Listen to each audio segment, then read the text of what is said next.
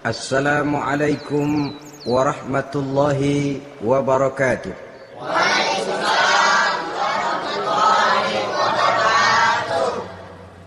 Bismillahi walhamdulillah. Wassalatu wassalamu ala sayyidina Rasulillah wa ala alihi wa sahbihi wa mawalah. La hawla wa la quwwata illa billah, amma ba'du.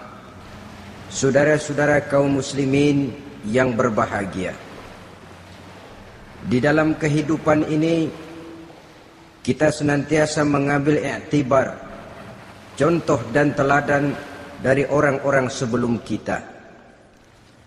Itu sebabnya kepada baginda Nabi kita Muhammad sallallahu alaihi wasallam Allah Subhanahu wa taala menjelaskan cerita para nabi sebelum beliau dalam ayat "Tsumma naqussu 'alaika min amba'ir rusuli ma nusabbitu bihi fu'adak."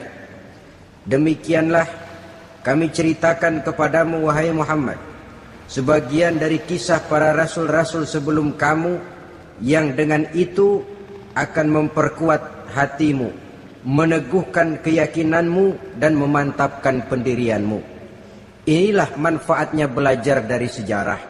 Jadi jangankan kita, baginda Nabi sendiri pun oleh Allah Subhanahu wa taala diceritakan sejarah para nabi sebelum beliau yang dimusuhi oleh umatnya, yang dicaci maki oleh kaumnya, yang terusir dari kampung halamannya, bahkan sampai ada yang terbunuh oleh umatnya. Itu seluruhnya merupakan i'tibar manusabbitu bihi fu'adak, untuk memantapkan langkahmu, meneguhkan keyakinanmu dan menguatkan pendirianmu menghadapi perjuangan ini. Sehubungan dengan itu, pada pertemuan kali ini Al-Fakir ingin menyampaikan satu cuplikan kecil dari kehidupan seorang sahabat utama baginda Nabi, yaitu Sayyidina Umar ibn al-Khattab radhiyallahu anhu. Beliau adalah Umar bin Khattab bin Nufail bin Abdul Uzza dari suku Quraisy golongan Bani Adi. Perawakannya tinggi, kekar dan gagah, melambangkan sifatnya yang pemberani, tegas dan tidak pernah kenal takut kepada siapapun. Sebelum mendapat hidayah, Umar bin Khattab termasuk orang yang berdiri di barisan orang-orang yang memusuhi umat Islam. Ia terperangkap dalam tradisi jahiliyah, di mana gemar berperang dan bermabuk-mabukan juga merupakan hal-hal yang pernah dilaksanakan dalam kehidupannya sebelum beliau masuk ke dalam agama Islam. Oleh karena itu, dalam kehidupan beragama, hidayah merupakan sesuatu yang penting. Bagaimanapun banyaknya dosa dan kesalahan yang telah dilakukan oleh seseorang, tidak seharusnya menyebabkan ia putus asa dari rahmah Allah. Sebaliknya, bagaimanapun banyak kebajikan dan kebaikan yang sudah dikerjakannya, tidak perlu membuat dia besar hati, puas, bangga, apalagi menjadi lalai karenanya. Sebab kita belum tahu akan bagaimana ujung perjalanan dari kehidupan kita ini. Saudara-saudara, kisahnya pun masuk Islam merupakan peristiwa yang menarik.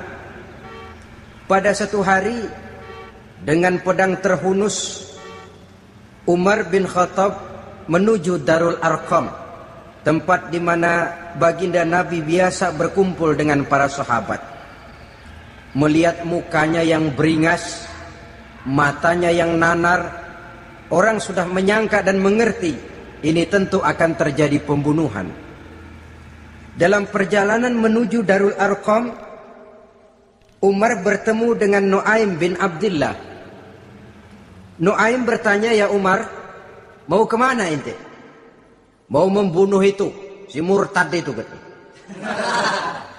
"Si murtad yang mana?"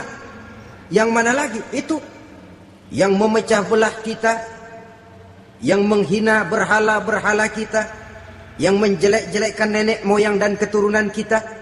Siapa lagi kalau bukan Muhammad?" Kata Nuaim, "Umar, enggak salah, tidak salah lagi. Salah Umar. Salah kenapa? Apa kamu nggak malu? Kamu mau pergi membunuh Muhammad, sementara adikmu sendiri Fatimah, dia sudah termasuk salah seorang pengikut Muhammad. Mendengar ini, muka yang memang tadinya sudah marah dan merah, tambah jadi kelabu. Bukan main mangkalnya Umar bin Khattab. Orang lain dia musuhi, orang lain dia kejar-kejar. Ini malah adiknya sendiri menjadi pengikut dari baginda Nabi. Tidak jadi menuju Darul Arqam, dia berangkat ke rumah adiknya Fatimah. Adapun di rumah Fatimah sedang berkumpul Fatimah, suaminya Sa'id bin Zaid, dan seorang sahabat Habab ibnul Arad. Mereka sedang membaca Quran. Waktu itu Quran belum lagi dijilid macam sekarang. Jadi masih merupakan suhuf atau lembaran-lembaran tercecer saja. Ketuk pintu. Ya tentu tidak assalamualaikum karena dia belum Islam. Tok, tok, tok. Siapa di luar? Umar. Mendengar suaranya saja, ini sahabat yang namanya Habab ibnul Arad sudah lari ke belakang pintu. Sambil komat kamit baca doa mohon diselamatkan oleh Allah. Adapun Fatimah yang sedang memegang suhuf, lembaran tulisan Quran itu, menyembunyikan suhuf itu di belakang bajunya. Umar masuk. Fatimah, saya bang. Apa benar berita yang saya dengar? Berita apa itu bang? Bahwa kau sudah masuk Islam. Bang, andai kata Muhammad memang benar, bagaimana? Sudahlah, jangan belit-belit. Jawab saja, kau masuk Islam benar atau tidak? Ya. Saudara hadirin, begitu dikatakan iya, tangannya langsung melayang, menampar muka adiknya ini, sehingga mengalir darah dari hidungnya. Suaminya Sa'id bin Zaid yang mencoba melindungi istrinya, dipegang lehernya, dibanting, diduduki dadanya. Oh ini jawara ini.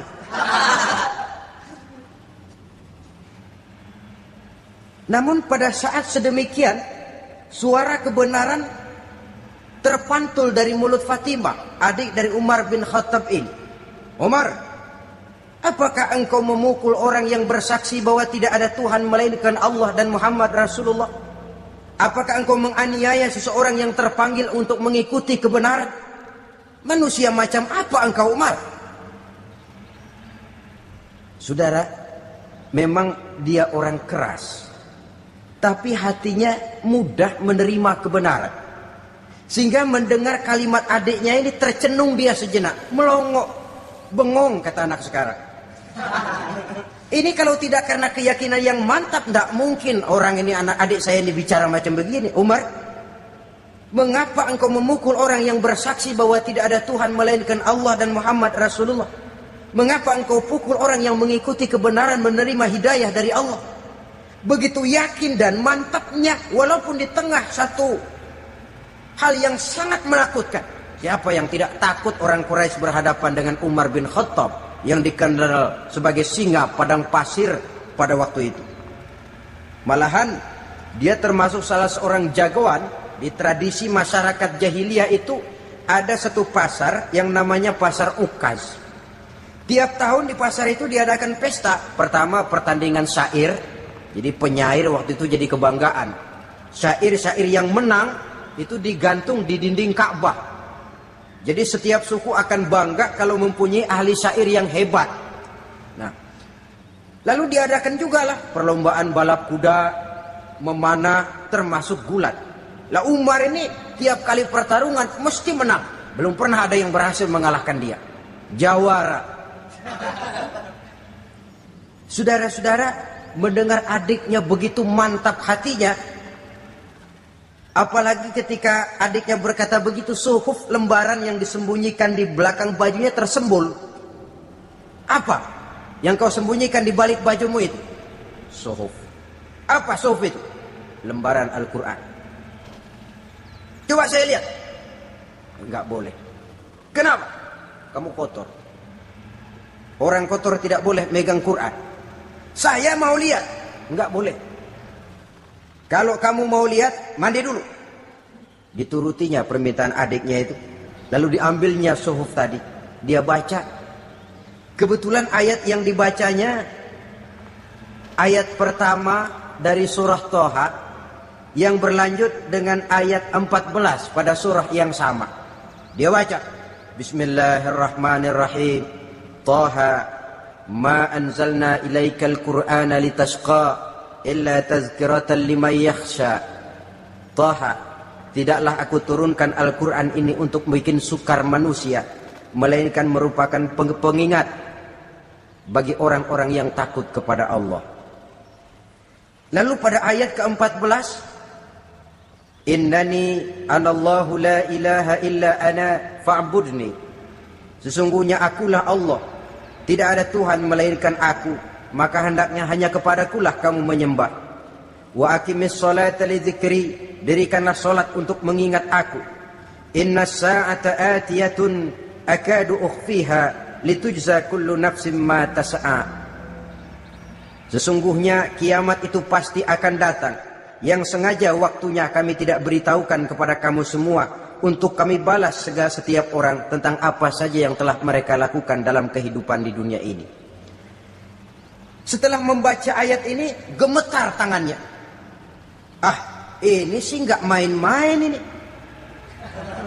Ini belum pernah saya baca ajaran semacam ini. Tidak patut orang yang mempunyai kitab suci semacam ini dimusuhi. Ini sesuatu yang benar, tergetar jiwanya. Hei Fatimah, Muhammad di mana Muhammad? Saya tidak akan memberitahu kepada kamu. Di mana? Saya tidak akan memberitahu. Lebih baik kau bunuh saya kalau memang maksudmu mau mencelakakan Muhammad. Sama sekali saya tidak akan mencelakakan dia, Fatimah. Kasih tahu saja, di mana dia? Darul Arqam. Bergegas dia menuju Darul Arqam. Di dalam Nabi memang sedang kumpul dengan para sahabat. Termasuk ada Sayyidina Hamzah yang juga terkenal jawara juga. Ketuk pintu. Ketuk pintu. Siapa di luar? Umar. Di dalam ini geger sebagian sahabat. Umar datang ini pasti bencana. Umar datang, wah kalau istilah kampung, kerok dan urusan. Tapi baginda Nabi menenangkan mereka. Tenang, mudah-mudahan ada hikmahnya. Sayyidina Hamzah tampil, bukakan dia pintu. Kalau niatnya baik, kita terima. Kalau niatnya tidak baik, saya paling depan. Dibukakan pintu. Begitu dibukakan pintu, Umar masuk merangkul baginda Nabi. Kemudian dengan tersendat, Asyhadu an la ilaha illallah wa asyhadu annaka ya Muhammad Rasulullah. Saya bersaksi tidak ada Tuhan melainkan Allah, dan saya bersaksi bahwa engkau hai Muhammad adalah utusan Allah.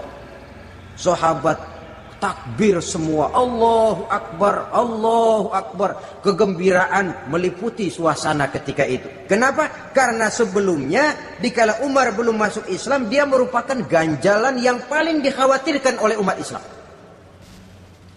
Setelah dia masuk Islam, jelas merupakan suatu keuntungan yang sangat besar. Dan dia tertarik kepada Islam bukan karena bujuk rayu orang, tidak karena diberikan harta, tidak karena diiming-iming oleh kedudukan tinggi, tapi karena kebenaran, hidayah menembus hatinya melalui wasilah ayat dalam surah Thaha yang dibacanya melalui suhuf yang dipegang oleh adiknya tadi. Sejak saat itu berubah 180 derajat Umar bin Khattab radhiyallahu anhu. Tetapi tetap dengan sifatnya keras, tegas, dan tidak pernah kenal takut kepada siapapun. Cuma kalau sebelum Islam dia kerasnya kepada Islam. Setelah dia masuk Islam, muter arah. Kepada siapapun yang memusuhi Islam, dia bersikap keras, tegas, dan tidak pernah kenal takut. Bahkan setelah beliau masuk Islam, satu hari ketika di Darul Arqam kumpul-kumpul, waktu itu Nabi belum berdakwah secara terbuka karena pengikut masih sedikit. Sayyidina Umar usul, "Ya Rasul, ada apa Umar? Alasna 'alal haq fi mamatina wa mahyana.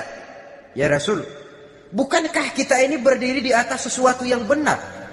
Bukankah mati kita, hidup kita untuk melaksanakan sesuatu yang benar? Bala ya Umar, betul Umar. Wallazi nafsi biyadih, innakum la'ala al-haq in muttum wa in hiyitum.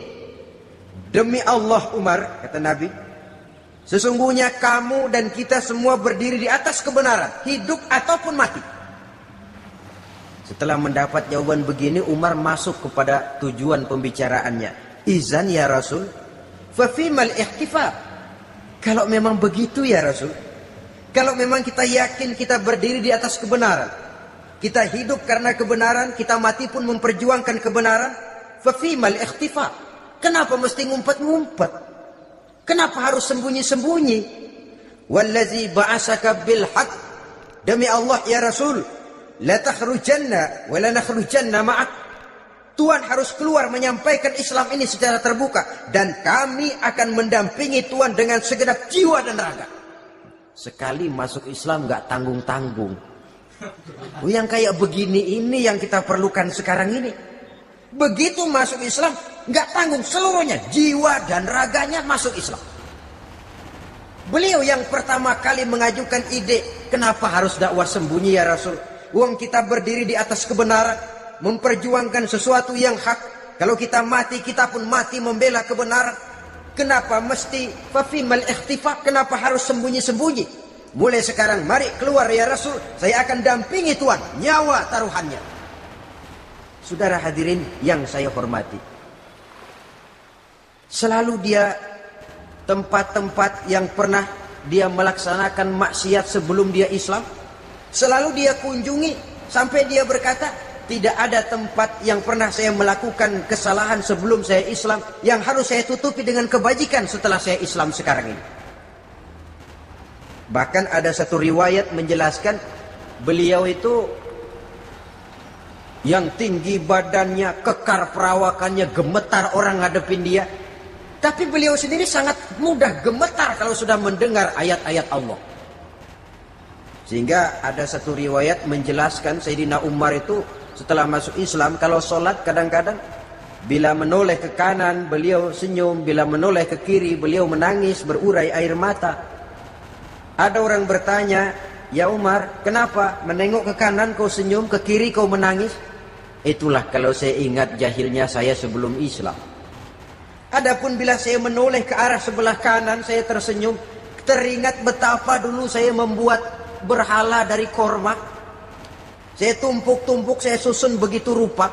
Setelah saya sembah, saya makan itu korma. Gagah betul saya waktu itu, sampai Tuhan pun saya makan. Adapun kalau saya menoleh ke kiri, teringat putri kesayangan saya yang terbawa oleh tradisi jahiliyah, takut menanggung aib, merasa malu mempunyai anak perempuan sampai dia terkubur hidup-hidup. Berurai air mata saya mengingat semua itu. Padahal Nabi sudah memberikan jaminan. Sebab saudara jangan lupa, orang kafir masuk Islam, dalam Islam itu dihitung dari bayi lagi, dari nol. Itulah untungnya. Jadi misalnya sudah 60 tahun, dari kecil sampai 60 tahun kafir, umur 61 masuk Islam. Nah, sejak umur 61 itulah yang dihisab oleh Allah. 60 tahun ke bawah gratis bersih pemutihan. Istimewa betul. Tapi jangan lalu diniatin, gua kafir aja. Nanti sudah tua-tua mau giliran mati baru Islam, itu diniatin lain. Ini yang karena faktor hidayah, saudara-saudara. Nah, cintanya kepada baginda Nabi luar biasa. Dalam setiap pertempuran beliau selalu di front terdepan. Bahkan demikian cintanya sampai ketika hari di mana baginda Nabi wafat, saudara-saudara. Disampaikan berita wafat Nabi kepada Umar ini. Ya Umar, baginda Nabi sudah wafat. Kamu ngomong apa? Baginda Nabi sudah wafat. Bukan sedih, nyabut pedang, keluar matanya melotot. Siapa yang bilang Muhammad mati, saya tabas batang lehernya. Begitu cintanya beliau kepada baginda Nabi, sampai-sampai nggak menerima kalau Nabi wafat. Taruhlah nggak bisa mati bersamaan, bolehlah mati beriring-iring saja barangkali maksudnya. Saudara-saudara, cabut pedang, kelayaban kemana-mana. Ayo, siapa ngomong Muhammad mati, saya tebas batang lehernya. Sampai bertemu dengan Sayyidina Umar, Sayyidina Abu Bakar. Di tempat orang banyak, Sayyidina Abu Bakar yang bijaksana ini pidato. Ayuhan nas, man kana ya'budu Muhammadan, fa inna Muhammadan qad mata. Wa man kana ya'budu Allah, fa inna Allah hayyun la yamut. Wahai manusia, barang siapa yang menyembah Muhammad, maka Muhammad sudah mati. Tetapi barang siapa yang menyembah Allah, Allah akan hidup selamanya dan tidak akan pernah mati. Mendengar pidato ini, Sayyidina Umar sadar bahwa sebenarnya yang tidak bisa mati itu cuma Allah. Bagaimanapun agungnya baginda Nabi, besarnya baginda Nabi, tinggi akhlak budi pekertinya Nabi, cintanya beliau kepada Nabi, toh Nabi manusia dan manusia harus mati. Kemudian dibacakan surah Ali Imran ayat 144.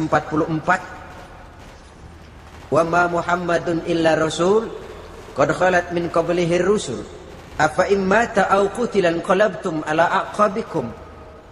Muhammad tidak lain daripada manusia, telah datang kepadanya rasul, apakah jika ia mati engkau kembali menjadi murtad atau mundur ke belakang? Mendengar ayat ini dibacakan, Sayyidina Umar sadar, berurai air matanya, menangis dalam kesedihannya. Ini cintanya yang demikian tinggi kepada baginda Rasulullah Sallallahu Alaihi Wasallam. Begitulah seluruh kesalahan yang dia lakukan pada saat sebelum dia masuk Islam, berusaha dia tutupi dan dia tebus dengan segala kebaikan, pengabdian, perbuatan soleh setelah dia masuk Islam. Sehingga diajarkan oleh baginda Nabi, ittaqillaha haitsu ma kunta wa atbi'i sayyi'atal hasanata tamhuha wa khaliqin nasa bi khuluqin hasanin. Bertakwalah kamu kepada Allah, kata Nabi, dimanapun saja kamu berada. Jadi takwa tidak kenal tempat. Dimanapun saja kamu berada, bertakwalah kepada Allah. Di rumah takwa, di pasar takwa, di kantor takwa, di tengah orang banyak takwa, pada waktu sendirian takwa. Ittaqillaha haitsu ma kunta. Bertakwalah kau kepada Allah dimanapun saja kamu berada. Jangan takwa pakai tempat. Di masjid takwa, di kantor nyolong. Itu tidak haitsu ma kunta yang diajarkan oleh Nabi. Dimanapun kamu berada, bertakwalah kepada Allah. Wa atbi'i sayyi'atal hasanah tamhuha. Dan iringi perbuatanmu yang salah dengan kebaikan. Jadi kalau satu saat terselip kita berbuat salah, cepat iringi dengan kebaikan. Tamhuha, dengan harapan kebaikan yang kita kerjakan akan menutupi dosa yang terselip kita lakukan. Ngomongin orang, astagfirullahaladzim, banyak istighfar. Istighfarnya mudah-mudahan bisa nutupin dosa karena ngomongin orang. Tapi jangan lalu tambal sulap. Ngomongin orang istighfar, terus ngomongin lagi istighfar lagi. Itu tentu tidak bisa dengan cara begitu. Barangkali terselip pernah mengambil harta orang tanpa alasan yang hak, imbangi dengan rajin sedekah misalnya. Barangkali pernah menyakiti hati orang, imbangi dengan perbuatan yang bisa menyenangkan hati orang lain. Itu namanya mengiringi perbuatan yang bersifat salah dengan kebajikan. Ini yang dilakukan oleh Sayyidina Umar. Setiap pelosok hampir dia datangi. Tempat-tempat di mana dia pernah melakukan kesalahan sebelum Islam, di sana dia tegakkan kebajikan dan kebaikan. Kegagahannya, keperkasaannya, keberaniannya sepenuhnya bulat-bulat sudah diwakafkan untuk kepentingan Islam. Saudara hadirin yang saya hormati, diperlukan orang-orang yang punya keberanian macam Sayyidina Umar. Berani karena panggilan hidayah, bukan berani babi. Babi berani juga babi, cuman nyeruduk. Artinya berani yang tanpa pertimbangan. Berani yang tanpa pertimbangan pada akhirnya akan menyulitkan kita sendiri. Beliau gagah, beliau berani, beliau punya kekuatan, beliau punya wewenang, dan itu dimanfaatkannya untuk menjadi backing baginda Nabi kita Muhammad sallallahu alaihi wasallam. La takhrujanna wa la nakhrujanna ma'ak ya Rasul. Rasul, keluar, sampaikan dakwah secara terbuka. Saya akan mendampingi Tuhan. Jika ada yang ganggu Tuhan, saya paling depan. Backing yang mendampingi Rasul untuk menyampaikan risalah Islamiyah ini. Saudara hadirin yang saya hormati, wa khaliqin nasa bi khuluqin hasanin, kata Nabi, dan pergaulilah manusia dengan akhlak yang baik, karena dengan ini kau bisa mengambil hati orang. Dalam hadis lain katakan, innakum la tas'una an-nasa bi amwalikum walakin yas'uhum minkum bastul wajhi wa husnul khuluq.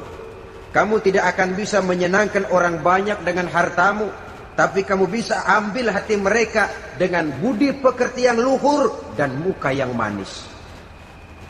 Dengan harta belum tentu kita bisa menyenangkan semua orang, tapi budi pekerti yang luhur, muka yang manis, itu yang akan bisa membuat kau menyenangkan orang banyak. Setelah baginda Rasul wafat, pernah ketika berkumpul, Sayyidina Abu Bakar berkata kepada Sayyidina Umar, "Ya Umar, saya baiat kamu untuk menjadi khalifah." Jawab beliau, "Sayalah yang akan membaiat Tuhan. Tapi Anda lebih utama dari saya, Umar. Keutamaan saya akan saya berikan kepada Tuhan untuk mendukung kekhalifahan Tuhan." Di sini kelihatan wataknya yang tidak ambisius. Gagah, berani, perkasa, tapi tahu diri. Enggak nyelonong. Tidak menggunakan kekuasaannya, kegagahannya untuk maksud yang sewenang-wenang. Oleh karena itu setelah Sayyidina Abu Bakar wafat, beliau dilantik menjadi khalifah, keluarlah pidatonya yang terkenal. Ayyuhan nas, inni qad wullitu alaikum walastu bi khairikum. Hai manusia, aku telah dipilih menjadi pemimpin kamu, padahal aku bukanlah orang yang terbaik di antara kamu. Kalau tidaklah karena aku melihat keutamaan, keteguhan yang dapat melindungi kalian, berat rasanya aku memikul amanah ini. Sebab apa?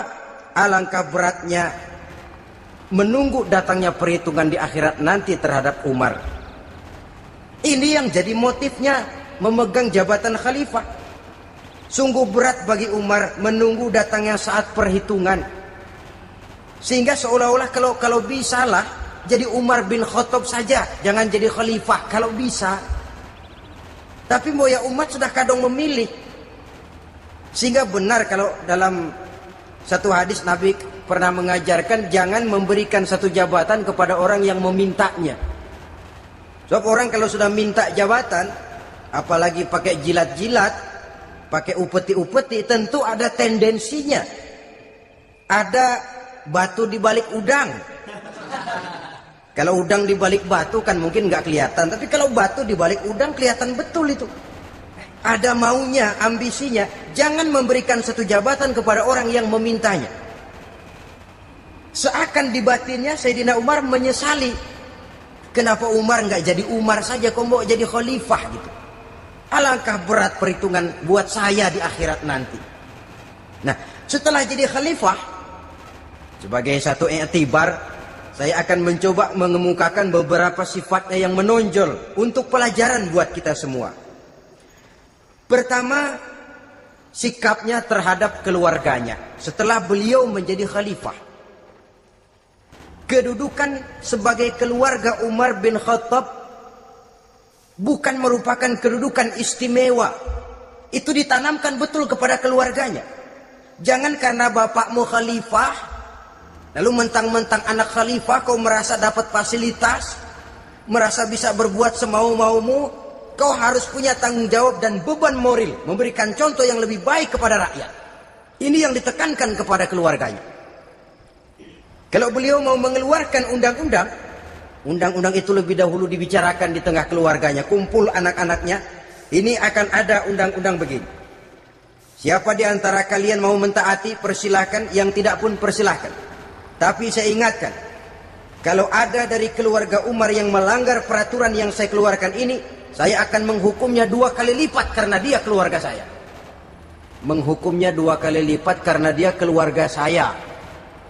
Jadi bukan mentang-mentang anak babe lalu kebal hukum. Tidak. Siapa yang di antara kalian melanggar peraturan ini, akan aku kenakan hukuman 2 kali lipat karena dia keluarga. Nah, saudara hadirin yang saya hormati, lalu berwibawa, dijaga betul keluarganya. Suatu hari beliau datang ke rumah putranya Abdullah bin Umar. Ketika masuk dilihatnya Abdullah bin Umar sedang makan daging. Makan daging. Merah muka Umar. Mentang-mentang anak khalifah ya. Mentang-mentang anak Amirul Mukminin ya, kamu makan daging. Lihat tuh rakyat kita masih banyak yang kelaparan, makan daging, makan roti keras. Padahal itu halal. Sesuatu yang diperoleh dengan usahanya sendiri. Tetapi begitu hati-hatinya Umar untuk menjaga pandangan orang.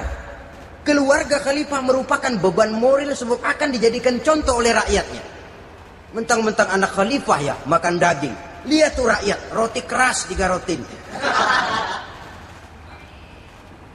Lain saat beliau pergi ke satu pasar. Di situ dilihat ada sapi gemuk-gemuk. Tempat lain sapinya kurus-kurus. Tanya, ini yang gemuk-gemuk sapi siapa? Sapi Abdullah bin Umar. Sapi anaknya. Panggil Abdullah bin Umar, suruh sini. Datang anaknya.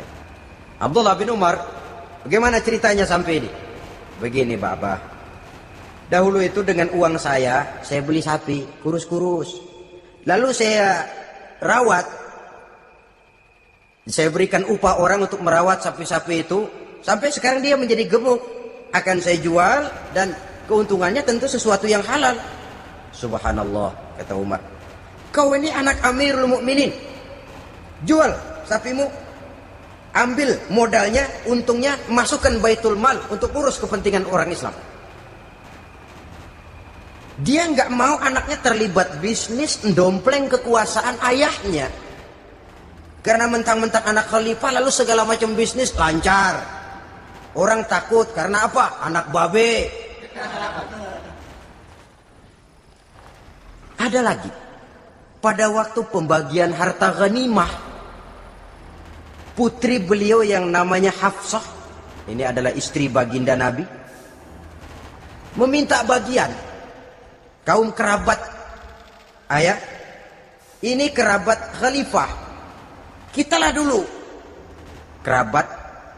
Kalau kau kerabatku, maka jatahmu nanti dari ayahmu. Harta ini masih lebih banyak dibutuhkan oleh orang-orang Islam. Nanti belakangan, kalau ada sisanya. Belakangan kalau ada sisanya. La haula wala quwata illa billah.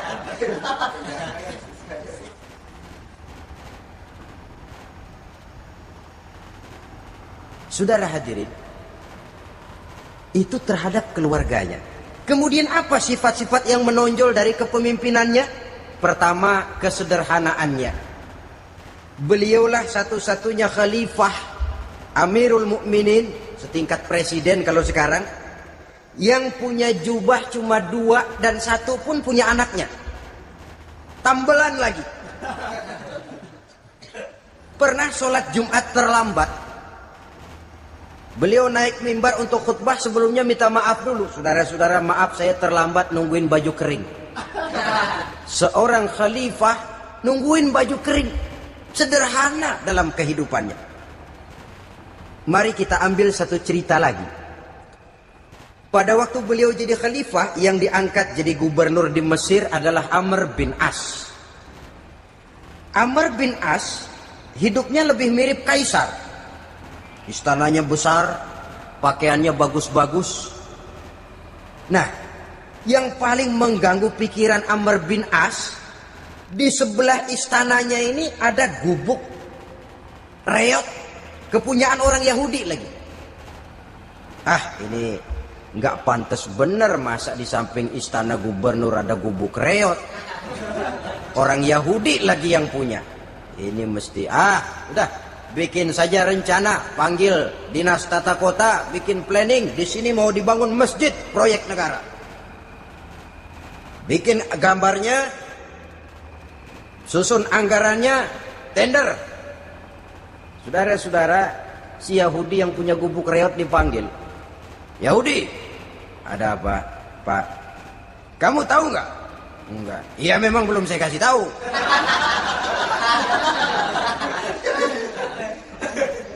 Ada apa, Pak?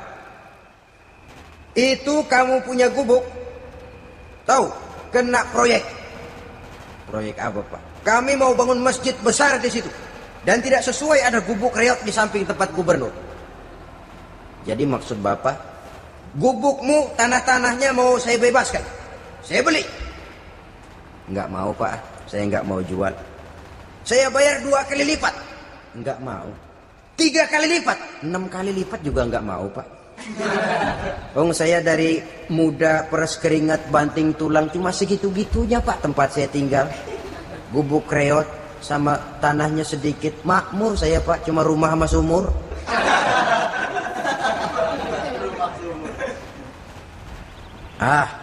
Ini Yahudi kelewatan juga.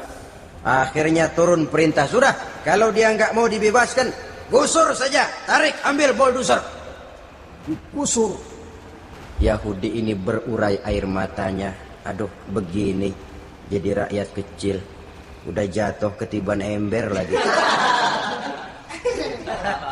Tapi pikir-pikir Amr bin As kan bukan yang paling atas. Dia kan cuma pejabat, masih ada atasannya lagi. Lapor, lapor.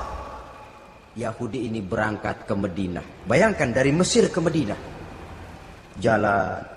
Di sepanjang jalan dia berpikir membanding-banding. Kalau gubernurnya saja istananya begitu mewah, apalagi khalifahnya. Kalau gubernurnya galak main gusur, apalagi khalifahnya. Dan saya bukan orang Islam, apa dia lemin ngadu? Apa dapat tanggapan? Berangkat dia sambil harap-harap cemas. Sampai di pintu kota Madinah, dia temui orang lagi tidur di bawah pohon korma. Selamat siang, Pak. Ada apa? Pak. Apa? Mau lapor. Lapor apa? Bapak tahu Khalifah Umar bin Khattab? Tahu? Istananya di mana, Pak? Istananya di atas lumpur. Di atas lumpur. Di atas lumpur. Pengawalnya banyak, Pak. Banyak. Siapa, Pak? Yatim piatu, janda-janda tua, orang-orang miskin, orang-orang lemah, itu pengawalnya. Pakaian kebesarannya apa sutra apa, Pak? Pakaian kebesarannya malu dan takwa. Saya nggak ngerti, Pak. Itulah Umar bin Khattab. Lalu orangnya sekarang di mana, Pak? Di depan ente. Rupanya yang dia tanya itulah orangnya. Gemeter Yahudi ini, keringat bercucuran. Coba, istananya di atas lumpur.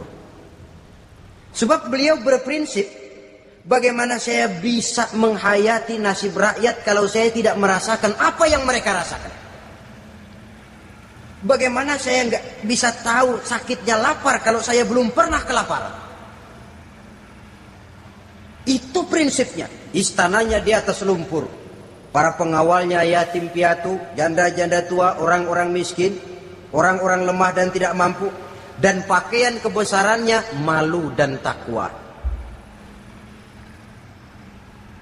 Kamu dari mana? Dari Mesir, Pak. Ada apa? Mau laporan gubernur Bapak di Mesir yang namanya Amr bin As. Kenapa? Main gusur aja, Pak. Ceritanya?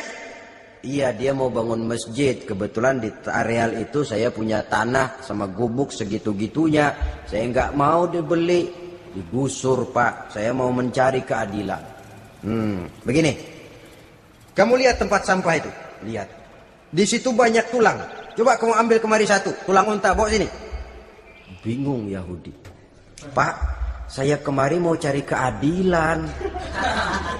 Kalau tulang mah di Mesir juga banyak, Pak. Sudahlah, pokoknya kau ambil saja tulang itu. Coker, dapat, dikasih. Tulang itu digaris lurus oleh Sayyidina Umar dengan ujung pedang. Red. Nah, nih, kau bawa kepada Amr bin As. Makin bingung itu Yahudi. Suruh bawa tulang cuman digaris. Nanti saya ngomong apa, Pak? Sudahlah, kasih saja. Pulang dia. Sampai di Mesir, Tuan Gubernur, ada apa? Saya baru menghadap khalifah. Kemudian beliau sampaikan ini, dikasih tulang. Amr bin As ngelihat tulang ada goresan lurus dengan ujung pedang, gemetar, badannya keluar keringat dingin, panggil kepala proyek, proyek batal, masjid nggak jadi didiriin, itu gubuk Yahudi diriin lagi. Ini Yahudi makin bengong. Ini gubernur dapat tulang doang segitu takutnya.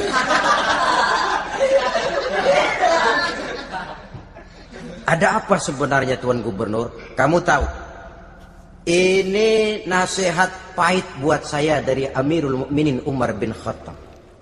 Seolah-olah beliau bilang, "Hai Amr bin As, jangan mentang-mentang sedang berkuasa ya. Pada satu saat kau akan jadi tulang-tulang kayak begini. Maka mumpung kamu masih hidup dan berkuasa, berlaku lurus dan adillah kamu seperti lurusnya garis di atas tulang ini. Keren. Lurus, adil, jangan bengkok. Sebab kalau kamu bengkok, nanti aku yang luruskan pakai pedangku." Siapa yang nggak ngeper digituin? Sampai akhirnya apa? Kata si Yahudi, "Pak, kalau begitu Islam adil ya." Adil. Kalau gitu biarin dah, Pak. Tanah saya mau kamu jual? Bukan saya jual, Pak, saya kasih aja dah. Campur gubuk-gubuknya, ambil aja dah.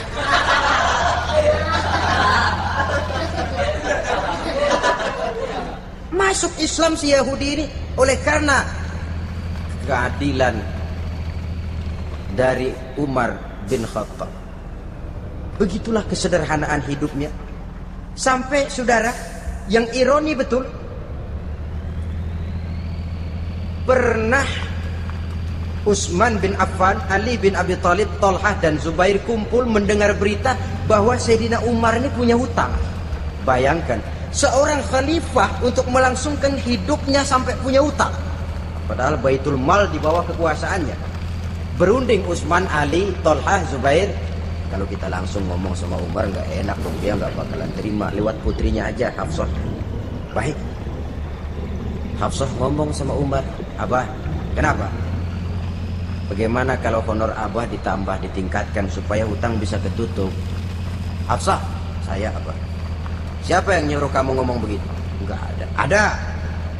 Saya tahu ada ini. Kalau nggak ada kamu nggak mungkin ngomong begitu. Tapi orangnya kalau saya tuntut mereka mungkin nggak mau. Sekarang saya mau tanya Hafsah, kau kan istri Rasul, betul? Nah, saya mau tanya, suamimu makanannya apa? Daging? Bukan. Roti. Tempat tidurnya kasur empuk? Bukan.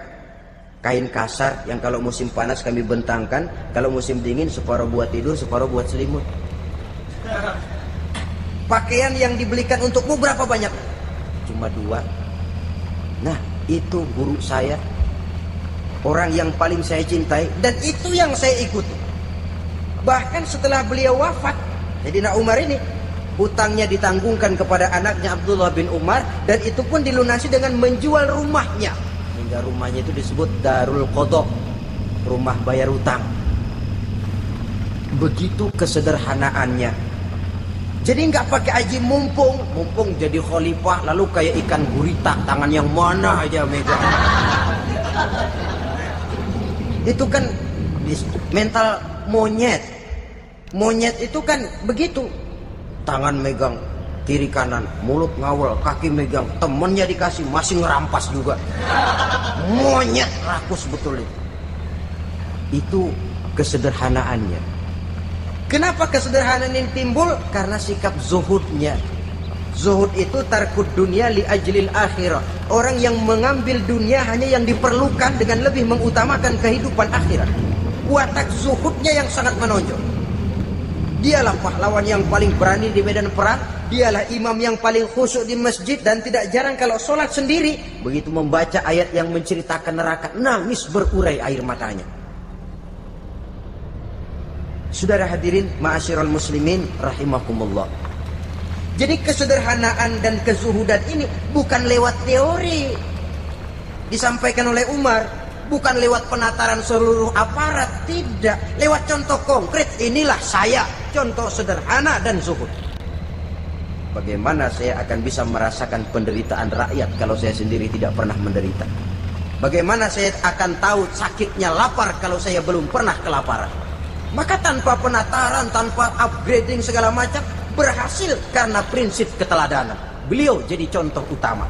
Dan sumber utamanya tentu tidak lain karena contoh dari baginda Nabi besar Muhammad SAW. Dua, sederhana. Yang kedua, zuhud. Yang ketiga, sifat yang menonjol dari kekhalifahannya adalah adil. Kalau sudah bicara soal hukum, dia tidak pernah kenal kompromi. Adalah seorang pemuka Nasrani masuk Islam, namanya Jabalah bin Aiham. Ketika dia bikin haji, kain ihramnya keinjak orang Arab yang hitam, Badui. Jengkel, dia merasa bekas tokoh, enak aja nih orang berjelek nginjak lagi. Ditempeleng orang tadi. Orang ini lapor kepada Umar. Panggil Jabalah bin Aiham. Panggil. Kau ditampar? Betul sekali. Tampar dia. Tampar lagi. Di depan saya dilawan. Jadi tidak karena kau ini bekas kepala suku, kau ini bekas orang terhormat, lalu ada kebijaksanaan yang tidak bijaksana. Kebijaksanaan yang akhirnya jadi tidak bijaksana. Dan itu memang sudah dimulai dengan memblokir keluarganya. Tidak satu keluarganya pun yang boleh mempunyai perasaan bahwa menjadi keluarga khalifah merupakan fasilitas dan keuntungan. Kau jangan makan di atas punggungku. Kau jangan menikmati fasilitas di atas keringatku. Dan tidak ada keinginan mewariskan jabatan khalifah kepada anak-anaknya. Pernah beliau musyawarah, saya bingung, kenapa khalifah? Gubernur Kufah ini sulit nyari orang. Diangkat yang lemah, rakyat ngeluh. Diangkat yang keras, rakyat juga ngeluh. Ada calon khalifah. Kalau ini mah nggak salah lagi nih buat gubernur Kufah. Siapa? Abdullah bin Umar. Anak beliau sendiri. Melotot matanya. Jangan macam-macam kau. Cukup satu orang Umar memegang jabatan ini. Kalau berhasil, kami keluarga Umar sudah merasakannya. Kalau gagal, cukup kegagalan seorang Umar. Tidak berusaha mengorbitkan anaknya. Wah, anak babe diangkat jadi ano. Tidak, malah diblokir. Cari yang lain. Tapi Abdullah bin Umar cukup syarat ya khalifah. Dia orang bertakwa dan soleh. Yang takwa dan soleh bukan cuma anak Umar. Anak orang lain juga banyak yang takwa dan soleh. Itu prinsipnya. Sehingga ketegasannya ini membuat orang jadi sungkan. Dan tidak seorang pun berani kirim-kirim upeti hadiah. Pernah itu ada pejabat dari Azerbaijan kirim makanan. Kue, mending apa? Kue. Itu dicicipi enak. Enak juga ya kue ini. Enak khalifah. Ini di sana apa makan rakyat biasa? Bukan, ini makanan orang-orang VIP.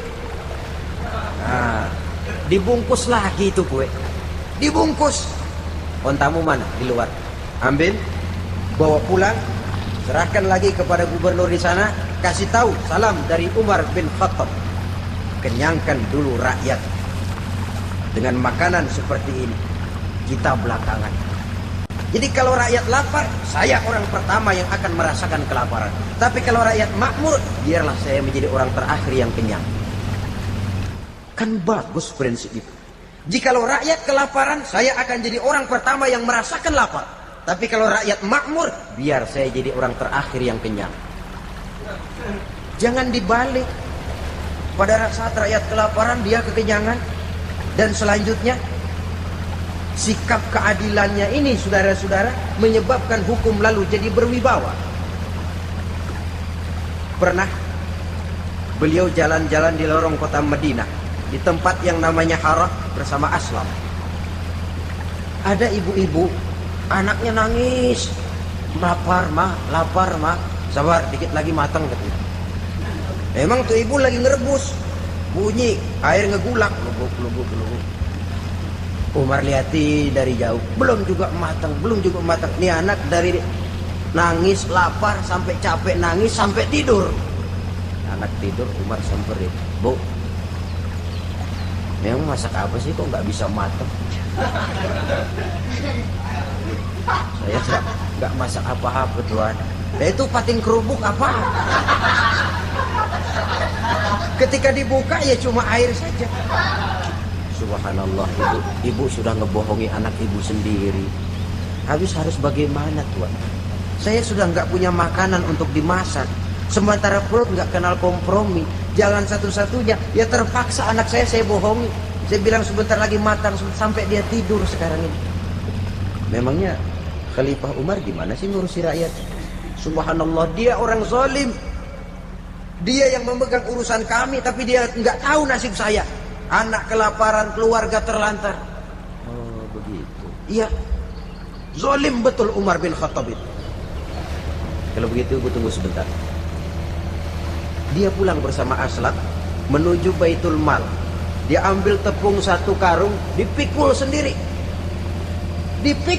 Kata Aslam, ya Khalifah biar saya yang bawa. Jangan. Kenapa Khalifah? Apa kau kira kau sanggup mikul dosa saya di akhirat nanti? Biar saya yang mikul sendiri. Dia bawa ke tempat ibu. Dia masakin sendiri. Nah, sudah matang, persilakan masak. Makan. Alhamdulillah Tuhan. Mudah-mudahan Allah memberkahi Tuhan. Tuhan lebih baik dari Umar bin Khattab yang zalim itu. Memang sebenarnya Tuhan siapa kata dia? Saya. Iya. Saya ya Umar bin Khattab yang ibu bilang zalim itu. Gemetar si ibu. Tapi memang peka dan menghargai kritik orang. Tidak membungkam setiap orang yang nadanya sumbang atau berbeda. Kadang beliau berkata, saya khawatir karena orang terlalu segan dengan saya lalu nggak ada yang berani negur kalau saya salah. Kan begitu biasanya. Karena sudah terlalu segan lalu semuanya orang mau diaminin saja. Asal dibilang nggak benar marah, jengkel. Lalu disingkirin, maunya diiyain, inge kulo nuwun. Oke bos. Beliau bilang saya khawatir kalau tidak ada orang yang mau menegur kesalahan saya jika saya terlanjur nanti. Itu muncul orang. Demi Allah, saya akan menegur Tuhan dengan pedang saya ini. Cerah mukanya, senyum bibirnya. Alhamdulillah, anak muda, saya memerlukan orang macam kau.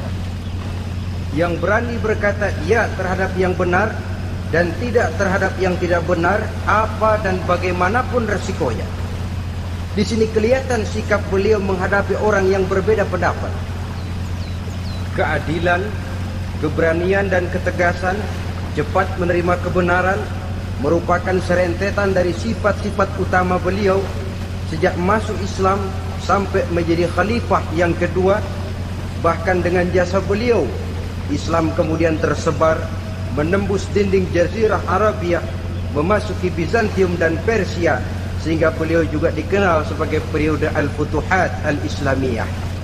Nah, saudara-saudara, inilah cuplikan kecil dari kehidupan seorang agung dan besar yang memang sangat terbatas kata-kata untuk melukiskan kebesaran itu. Namun yang secuplik ini mudah-mudahan menjadi sumbangan moral dalam rangka kita memperbaiki diri menuju kehidupan yang lebih baik. Terima kasih banyak atas segala perhatian. Mohon maaf atas segala kekurangan. Usikum wa nafsi bitaqwallah. Wassalamualaikum warahmatullahi wabarakatuh. Waalaikumsalam.